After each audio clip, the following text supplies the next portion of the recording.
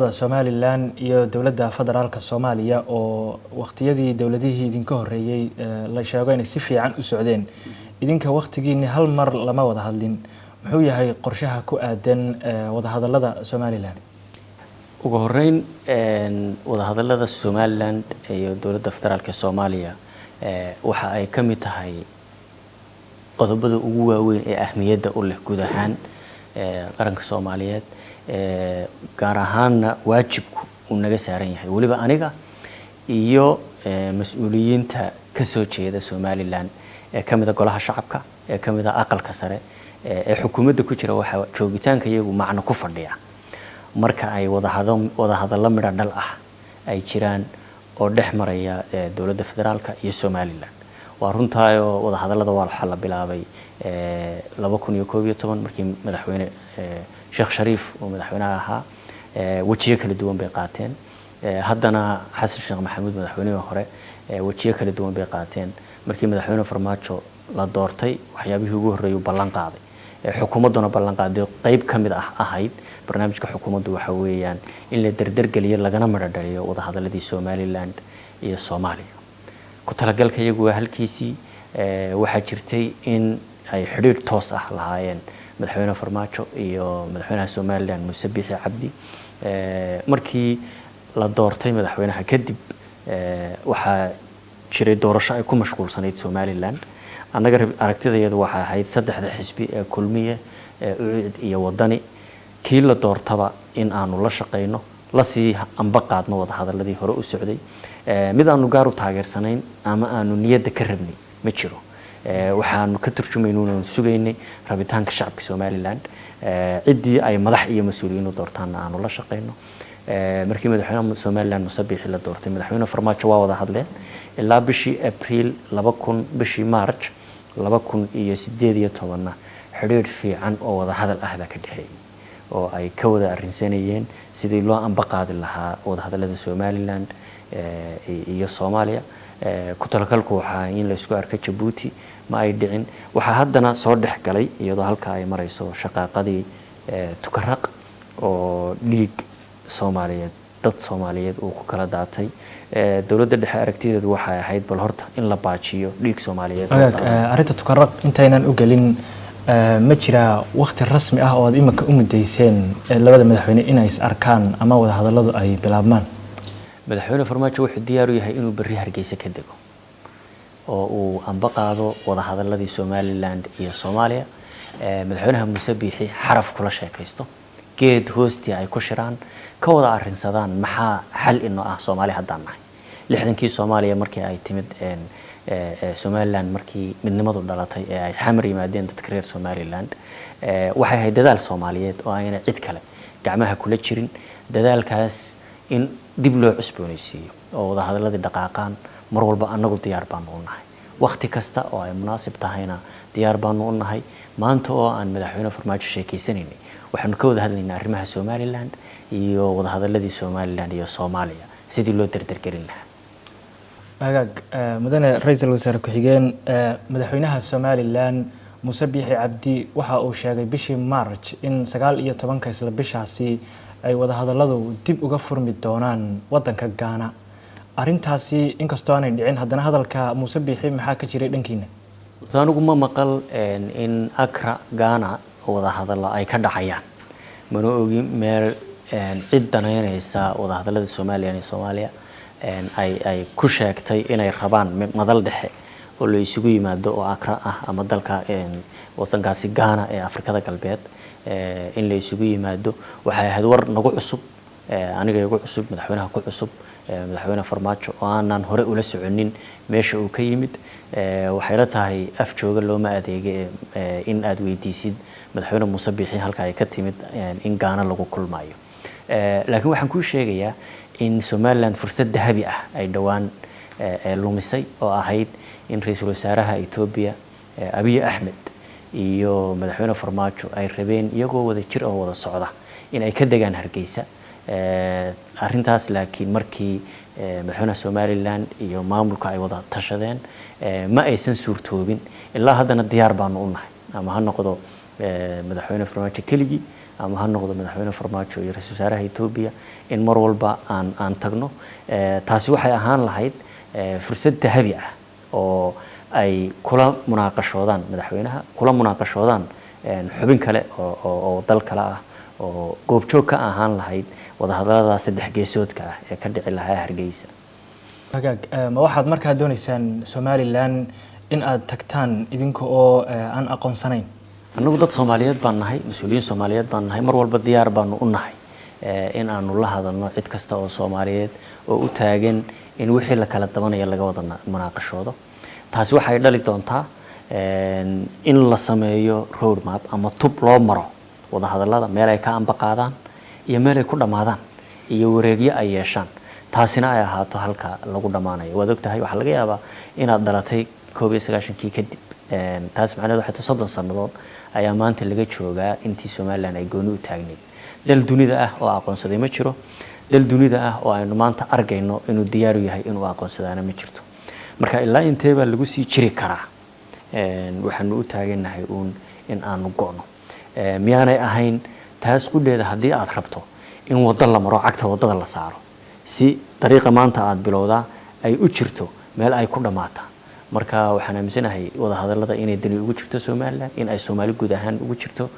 idilkeedba, in ay qof kasta oo Soomaaliyeed dani ugu jirto in si nabad ah loo wada xajoodo. idinka laftarkiina arrintan aad ka cagajiidaysaan baa in badan laydinku eedeeyaa oo Muuse Biixina madaxweynaha Somaliland uu ku celceliyay walaalayaal nala hadla waxaan doonaynaa wada hadalno. marka labadiinuba haddii midkiinba midka kale uu ku eedeynayo cagajiidka halkee bay sartu ka qurantay baad isleedahay? anigu ma ogi cagajiid dhankayaga ah, waliba ma ogi madaxweyne farmaajo cagajiid dhinaciisa ka imanaya. waxaan si ogahay inuu yahay qofkii ugu habboonaa oo hogaamin lahaa wadahadallada Somaliland iyo Soomaaliya ee xilligan, yahay qofkii ugu habboonaa ee tanaasul kasta oo la samayn karo samayn lahaa, xataa hadday tahay kursigiisa inuu uga tanaasulo madaxweyne Muuse Biixi Cabdi oo uu noqdo madaxweynaha Soomaaliya, jamhuuriyadda Soomaaliya oo dhan uu hogaamiyo. diyaar buu u yahay midnimo Soomaaliyeed haddii lagu helayo in uu noqdo Muuse Biixi madaxweynaha Soomaaliya inuu kursiga uga tanaasulo uga kaco. marka taasi waxay ku tusaysaa commitmentka iyo rabitaanka madaxweyne farmaajo heerka uu taagan yahay iyo in aanu marnaba ahayn qof ka cagajiidaya laakiin u heelan run ahaantii in uu amba qaado wadahadallo midho dhal ihina ay ka soo baxaan iyo xal midho dhal ah oo lagu naaloodaa ay ka soo baxaan wadahadallada rasmiga ah ee Somaliland iyo Soomaaliya. dhawaan waxaa yimid magaalada Hargeysa wasiirka arrimaha dibadda dalka Eritrea Cismaan Saalax Maxamed. sidoo kale markuu Hargeysa booqasho ku tagay wuxuu ku soo noqday oo yimid magaalada Muqdisho. labada madaxweyne ee dhinacyada maaragtay Somaliland iyo Soomaaliyaba uu la kulmay. muxuu yahay socdaalkaasi labada dhinacba uu ku tagay? waxa la sheegayaa in wadahadallada uu doonayo Eritrea ay danaynayso inay qayb ka noqoto. maxaad nooga sheegi kartaa socdaalka wasiirka arrimaha dibadda Eritrea uu ku yimid labada dhinacba? Eritrea waxaad ogtahay muddo dheer inay gobolka ka maqnayd oo ayna saaxadda ku jirin, badankeeduna ahaydba intii Soomaaliya intii Eritrea dhalatay ama Somaliland ay ku dhawaaqday inay Soomaaliya inteeda kale ka go'day. waxaan isleeyahay waxay u ahayd booqashada wasiirka arrimaha dibadda ee Eritrea oo Hargeysa booqday in uu maqlo oo fahmo wacyiga Hargeysa yaala iyo aragtida mas'uuliyiinta kala duwan iyo dareenka ay qabaan. markii uu xamar yimid waa sheekaysanay arrimo kale oo ka dhaxeeyay Soomaaliya, Ethiopia iyo Eritrea ayay u badnaayeen waxyaabihii aanu ka wada hadalnay oo ah isdhexgalka dhaqaale ee gobolka iyo geeska Afrika, sida uu si dhexgalayo, sida loo rabo in si weyn oo ballaaran la isu bahaysto oo loo wada jiro dhaqaale ahaan, la isu bahaysto nolol ahaan, amni ahaan, caafimaad ahaan iyo deegaankii iyo isbeddelka cimilada adduunka oo gobolkan geeska Afrika dhibaato weyn ku haya sidii la isaga kaashan lahaa. marka arrimaha waaweyn ee mandaqiga ah ee gobolka ayay u badnaayeen wada hadaladii aanu wada yeelanay. waxaa kaloo uu fariin gaar ah ka siday madaxweynaha Eritrea oo madaxweyne Farmaajo uu siday arrimahaas guud ka sokow. markaanu si gaar ah uga sheekaysanay wuxuu nooga warramay sida uu kulamadii uu yeeshay oo Somaliland la yeeshay iyo mar walba Eritrea inay ixtiraamayso wada jirka iyo dhamaanshaha dhul ee Soomaaliya. waxaad tidhaahdeen war-saxaafadada ay madaxtooyadu soo saartay arrimaha Somaliland markii aad soo hadal qaadeen waxaad tidhaahdeen waxaanu ka wada hadalnay kulankii ama booqashadii uu dhowaan ku tegay Cismaan Saalax magaalada Hargeysa. Ethiopia ma waxay doonaysaa Eritrea ma waxay rabtaa inay dhexdhexaadiso labada dhinac ee Soomaalida ah. horta runtii wadamada raba inay Somaliland iyo Soomaaliya wada dhexdhexaadiyaan maanta waa badan yihiin. Turkiga, Saudi Arabia, Ethiopia oo markii uu madaxweynaha Somaliland booqday iyo madaxweyne Farmaajo marar badan oo tagay kaalinta uu rabo Abiy Ahmed inuu ka qaato. Eritrea oo dhawaan Hargeysa tagtay xamarna wasiirkooda arrimaha dibadda yimid iyo wadamo kale oo Sweden iyo Europe ka mid yihiin. waxa muhiim ah sidee ayaynu isu waafajinaa rabitaanka shacabka Soomaaliyeed wada hadallada iyo heshiis kasta oo ka dhex iman kara waxa iska la shacabka Soomaaliyeed. maxay saaxiibadeena iyo walaalaha adduunka ee kale maadaama aynu qayb ka nahay inagu biirin karaan ama inagu kordhin karaan. bilaab mise maayaan haddii ayna jirin isfaham u dhaxeeya Hargeysa iyo Muqdisho. markaynu iska ilowno wadamada kale marka hore waxa muhiim ah inaynu ka shaqeyno sidii ay isu fahmi lahaayeen Hargeysa iyo Muqdisho. waajibka qof walba ama mas'uul kasta oo Soomaaliyeed saaranna taas weeye. wagaag arinta Ethiopia oo kale doorka ay ku yeelan karto wada hadalladu muxuu noqon karaa iyadoo aan ognahay in warbaahinta caalamku ay dhowr jeer soo hadal qaaday ra'iisul wasaaraha Ethiopia oo caalamka ka dalbaday in laga caawiyo sidii uu hawsha Somaliland iyo Soomaaliya u dhameyn lahaa. doorkoodu maxaad noogu sheegi kartaa iyaga? Ani waxay leedahay dal kasta oo raba in uu isku soo dhaweeyo labada dhinac doorka ay ku yeelanayaan waa uun isku soo dhaweyn iyo in la isfahmo la wada hadlo wada hadalkaana wax midho dhalihi ay ka soo baxaan. laakiin ma jiri doono mana jiro ajanda qarsoon oo ay dal kale uu rabo inuu ka dhex fushado Soomaaliya. arrintan Soomaaliya iska leh waa inaan u fahanaa marka hore in ay tahay arrin Soomaaliyeed arrin ay Soomaaliya leedahay xalkeedana Soomaali ku xidhan. wada hadalladii hore ee Somaliland iyo Soomaaliya soo dhex maray waxyaabaha inta badan burin jiray ama maaragtay dib u dhigi jiray waxaa ka mid ahaa in mas'uuliyiinta dawladda federaalka Soomaaliya ka tirsan ay Somaliland diidi jirtay inay wada hadalka qayb ka noqdaan oo dhinaca kale ay ka soo jeestaan. haddii mar kale wada hadalka ay dib u bilaabmaan idinku ma doonaysaan inaad wada hadalka miiska dhinaciina kala soo fadhiisataan? horta anagu maadaama aan ka soo jeedno dhinacaasna haddana nahay mas'uuliyiin dawladda federaalka ka tirsan waxaan isleeyahay Soomaalidu waxay tiraahdaa dhuun baa maxay af iyo maqorbo og. wacyiga Hargeysa iyo Somaliland iyo taariikhda dheer ay lahayd iyo wacyiga yaala xamar iyo dawladda federaalka labadaba anaga xogogaal u ah. marka anaga joogitaankayaga iyo ku jiristayadu wax tar mooyaane wax yara ma laha. waliba markaanu anagu qayb ka nahay ayaa wax badan ay taraysaa. laakiin haddii wada hadalladu ay u joogsanayaan anagu kamid ma tihiin iyo kamid ma ahaanaysaan. waxaan rabnaa inaanu fursad siino wax kasta oo dadka Soomaaliyeed dhinac walba ay ka shaqeynayaan oo wanaag Soomaaliyeed ka soo baxayo. diyaar baanu nahay in aanu sacrifice u sameeyno ama aanu anagu uga tanaasulno xataa hadday noqonayso kuraastayada. waayo wanaag Soomaaliyeed baynu u soconaa wada jir Soomaaliyeed baynu u soconaa. dadka Soomaaliyeed inay islaab xadaan oo ay heshiiyaan oo heshiis dhab ah oo taabagal ah uu ka soo baxo ayaynu u soconaa. aan wada hadalno waa aanu heshiino taasaa muhiim ah in aanu xoog saarno. laakiin muhiimku ma aha hebel baa jooga iyo hebel baa ku jira iyo maya bil qasab aniga hal ay igu taro. anigu ma qaba aragtida ah in la yiraahdo maya qasab anaga ayaanu ugu jirno. laakiin haddii xalku imanayo wada hadalka dhaqaaqayo walaalaheena Somaliland aan helayno ay ku niyadsan yihiin in ay la hadlaan mas'uuliyiin Soomaaliyeed oo dawladda federaalka ah waa inaan fursad siinaa la is dhageystaa la doodaa la wada hadlaa. wagaag mudane ra'iisul wasaare ku xigeen waxaa jirtay Somaliland waxay heshiis la gashay shirkadda DP World oo Imaaraadka Carabta laga leeyahay sidoo kale saldhig military ee Imaaraadka Carabta ka siisay magaalada Berbera. dawladda federaalku arintaasi way ka soo horjeeday heer la gaarsiiyay in qaramada midoobay ay arintu tagto. baarlamaanka federaalkuna wuxuu ka soo saaray xeer uu ku diidan yahay in dekedahaasi ay in DP World la wadaagto dekeda Berbera. xeerkii madaxweynaha Soomaaliya wali muu saxiixin maxay tahay sababtu? waa runtaa way jirtaa in golaha shacabka iyo marka ugu horeysa waxaad fahamsan tahay kala qoqobnaanta hay'adaha dawladda federaalka. waxaan leenahay dastuur kaasi macnaheedu tahay madaxweynaha iyo xukuumadda oo ah hay'adii fulinta marka dhinac la isugu qaado awood iyo waajibaad iyo waxay leeyihiin xilal u gaar ah golaha shacabka oo sharci dejintii iyo korjoogtayntii iyo la xisaabtankii xukuumadda ah iyo hay-addii sharci garsoorka oo iyaduna ah dhardhaarka saddexaad ee dowladnimada waa run oo haddana madaxweynuhu waa madaxii qaranka waa head of state dalka madaxweynihiisii weeyaan arrintaasi waxay ka bilaabantay golaha shacabka xukuumaddu wax door ah ay ku lahayd ma ay jirin madaxweynuhu wax door ah uu ku lahaa ma uu jirin golaha shacabka ayaa curiyey hindisa sharciyaadkii ku saabsanaa DP World oo aan soo marin dowladda dhexe iyo waajibaadkii saarnaa sidii ay ahaayeen sharciga ahaa labada goloba waa dhamaystireen laakiin madaxweyne farmaajo ilaa iyo hadda ma uu saxiixin isagoo fursad siinaya in aanay fogaanin walaalaheena Somaliland in ay ku soo dhawaadaan miiska wadahadalka in ay wadahadal rasmi ah oo inoo furmo wax kasta oo fogeynaya oo ka cadhaysiinayana uu iska ilaaliyo waa taata aan ku leeyahay waa qofkii ugu habboonaa madaxweyne farmaajo oo hogaamin lahaa maanta wadahadallada u dhaxeeya Somaliland iyo Soomaaliya xigeen ka xukuumad ahaan in DP World ay barbar la wareegto wad ka soo wada horjeedeen Soomaha anagu wax kasta oo horumar ah oo wanaag ah oo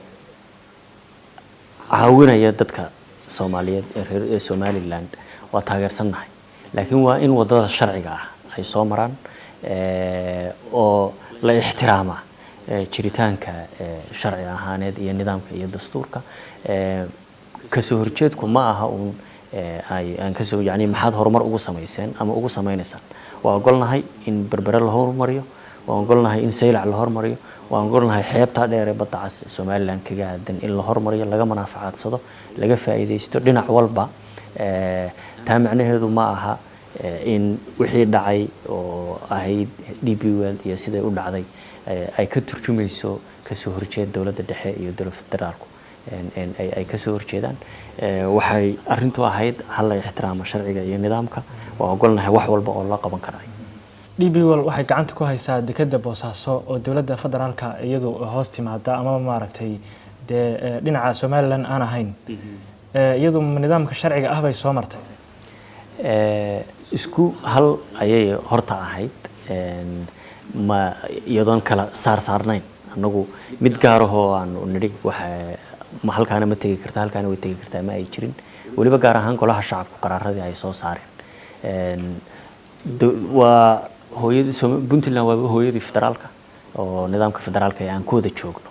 hormuud ka ahayd mas'uuliyiin badan oo Puntland madax ka ahaayeen ama hogaaminayeen dawladda federaalka taa macnaheedu waxay tahay ixtiraam weyn bay ku doodo u hayaan dastuurka kumeel gaadhka iyo dawladda federaalka iyo jiritaankeedaba aynu ka hadalno markaa maxaa dan inoo wada ah oo aynu Soomaali haddaan nahay horumarkooda gaari karnaa maxaa inaga inala gudboon maxay danta Soomaaliyeed tahay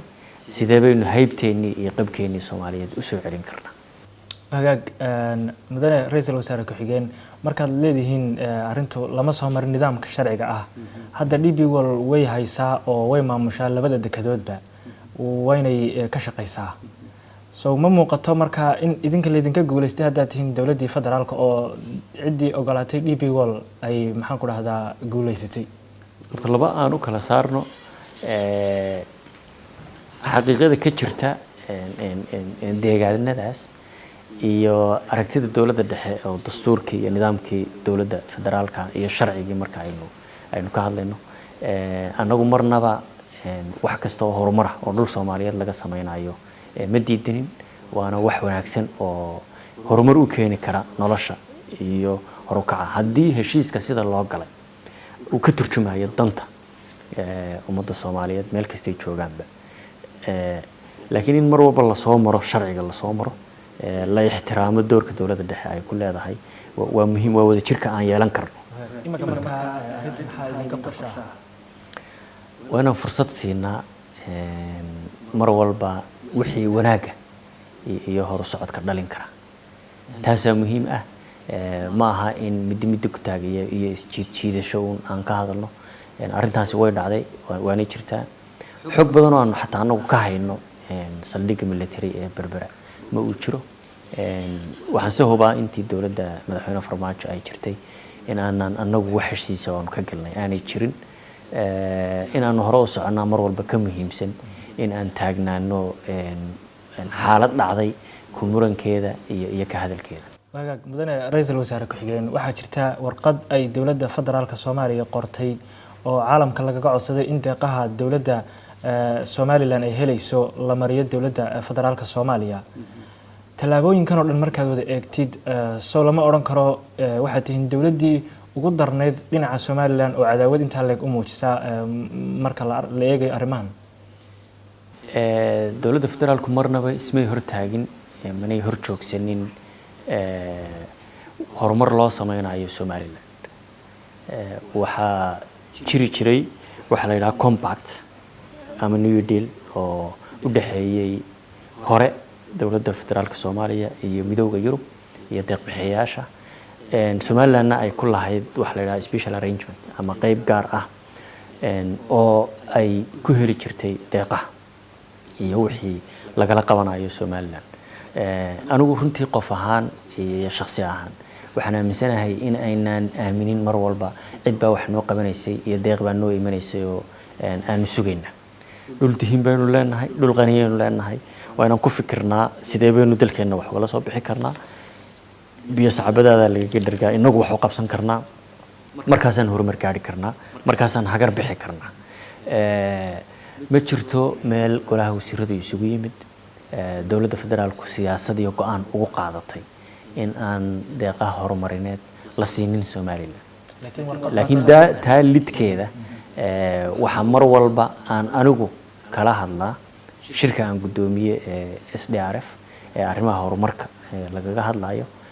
deeq-bixiyayaasha guud ahaantoodba mid iyo mid kastoo aanu sheekaysano in wax kastoo ay la qaban karaan Somaliland ay la qabtaan. warqadii wasiir Jamaal maxay ahayd? wasiir Jamaal anigu warqadda wasiir Jamaal horta ma arag laakiin taas macnaheedu ma aha kama turjumo siyaasadda iyo aragtida dowladda federaalka. wax ka joogsaday Somaliland oo ay ka joojisay wasiirna ka joojiyay kana joojin karaan ma jiraan in ay si laban laabmaan mooyaan. wagaag ra'iisul wasaare ku-xigeen xiisad baa jirta ka taagan deegaanka Tukarraq. Somaliland markasta oo halkaasi uu dagaal ka dhaco waxay tiraahdaa waxaana la dagaalamayo oo weerar nagu ah waa dowladda Soomaaliya. eedayntaasi maxaad ka leedihiin? runta markaan kuu sheego waliba aniguna xogogaal oo ahay wax door ah oo dowladda federaalka ku leedahay ma jirto. dhinacnaba ama dhaqaale ha noqdo ama taageero kale ha noqdo waa ayaan daro in maanta dhiig Soomaaliyeed daato waa ayaan daro in dad Soomaaliyeed maanta isku dhintaan. waxaa muhiim ah labada dhinacba muhiim ah inay qaboojiyaan xiisadaas ka aloosan ama ka aloosnaydba Tukarraq iyo deegaanka. waxaan markaa anagu ugu baaqaynaa Somaliland iyo Puntland in ay nabad ku dhameeyaan wax kasta oo faraq ah. laakiin ra'iisul wasaare ku-xigeen Puntland waa maamul ka tirsan dowladda federaalka Soomaaliya. marka deegaankiini baa deegaanka la dagaal kula jira marka ay noqoto arintu soo dowladdii federaalka oo is ogeyn ma aha. anagu aragtidaan qabnaa waxa weeye dadka Soomaaliyeed guud ahaan inay nabad ku wada noolaadaan. waxaad ogtahay Somaliland dal gaar ah ma aha. ilaa hadda dunidu waxay aqoonsan tahay jamhuuriyadda Soomaaliya. taasi aragti lagu midaysan yahay ma aha. aragti horena loogu midaysnaa ma aha. waxaan fursad mar walba siinaynaa rabitaanka shacabka laakiin waa inuu ku yimaadaa wada hadal rasmi ah oo dhex mara dowladda dhexe iyo Somaliland. haddii shacabka Somaliland ay rabaan dareenkooda iyo wada jirkooduna yahay inay Soomaaliya qayb ka sii noqdaan waa in fursad la siiyaa inay dadku hadlaan. waad ogtahay Hargeysaad ka timid, Hargeysa si xor ah fikirkaaga ma uga jeedin kartaa. waa kuma qofka Axmed Ismaaciil Samatar imanka Hargeysa ka hadlaa doodihiisaan dhageystaa. Cali Khaliif Galeyd Hargeysa ka hadlaa doodihiisaan dhageystaa. labaduba mas'uuliyiin bay ka ahayn dowladda federaalka. maanta ma ka hadli karaan oo ma oran karaan 30 sanadood baynu wadnay maxaa inoo plan B ah. iyagu laakiin waxay sheegeen soo maaha in waxay halkan ku soo arkeen ay ka wanaagsan tahay waxa Somaliland yaala. halkan haddii aragtida ay ku arkeen iyo dhibaatada jirta ee ay ku arkeen ay tahay qaraxa dagaalka iyo dhibaatada jirta ee lala wada halgamayo waa mushkilo iyo musiibo Soomaali oo dhan ay maanta la dagaalamayso. laakiin taa macnaheedu waxa jira dad Soomaaliyeed oo wanaagsan oo raba iyo mas'uuliyiin Soomaaliyeed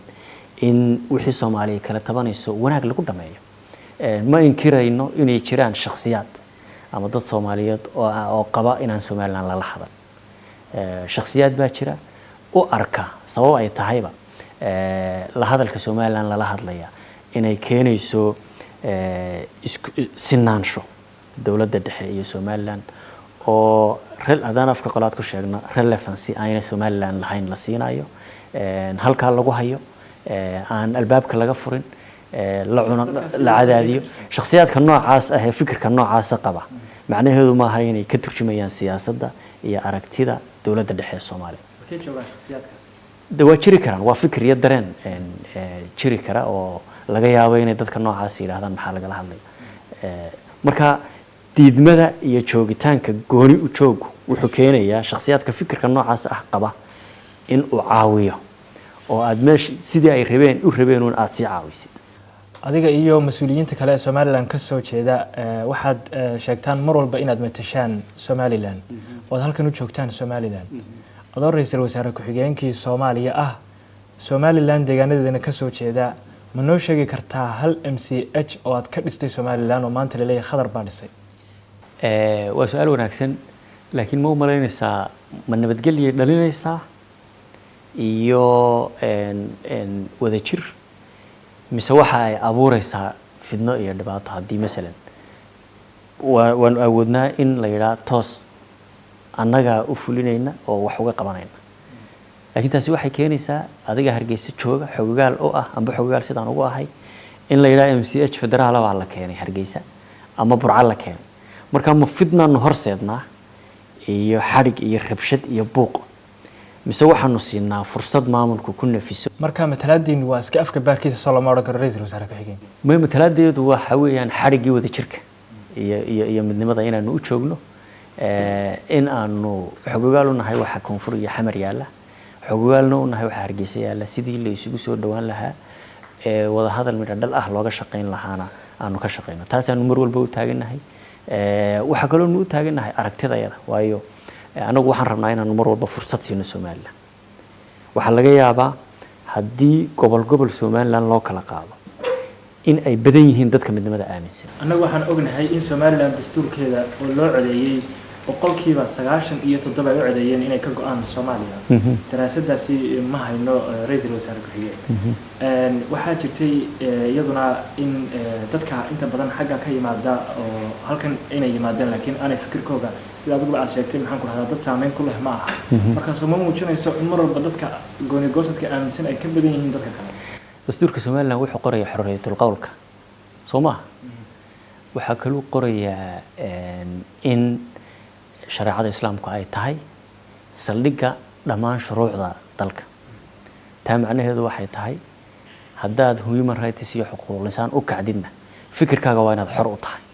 oo si xor ah oo nabada Hargeysa uga jeedin kartaa si xor oo nabada Burco uga jeedin kartaa si xor ah oo nabada aad Boorama uga jeedin kartaa haddii aad islaam tahayna oo la ikraaha fi diin aan oran karno la ikraaha fi siyaasa aragtidaada siyaasadeed ee qabtid waa inaad si nabad ah uga jeedin kartaa waxaad ogtahay in dad lagula dagaalamay aynu keenno fikir kale wada jirka Somalilandna uu yahay war dagaal iyo dib kale ma rabnee aan nabad ku wada joogno laakiin fikirka iyo aragtida siyaasiga aan laga midaysnayn waqtigii ay duufaanadu ka dhaceen Somaliland waxa jirtay lacag 1 milyan ah oo aad tirahdeen waxaan ugu deeqnay dadkii ay dhibaatadu gaadhay lacagtaasi warbaahintana laguma soo bandhigin meel ay maraysana lama arag halkay ku dambeysay ballanqaadkiini waa tii lagu wareejiyay lacagtaas waa run waa ku ballanqaadnay waxa lagu wareejiyay gudidii abaaraha ee jirtay gudidii ururisay ku baaqday ee u garatay Somaliland in wax loogu kordhiyo oo laga qayb qaato duufaanaha dadka saameeyay ama afeeyay aniga gudoomiye u ahaa guddi culimo ah oo Sheekh Yuusuf Caynte Sheekh Soomow Sheekh Nuur Baaruud Gurxan ay hogaaminayeen ayaa Hargeysa tagay madaxweyne ku-xigeenka Somaliland iyo wasiirka diinta iyo aqaafta Sheekh Khaliil iyo guddi ay kamid yihiin reer Boorama kamid ahaa ku wareejiyay waxaanu aaminsanahay in sidii loogu talagalay loogu fuliyay in lagu caawiyo dadkii ku tabaaloobay duufaanadaas lacagtaasi goormay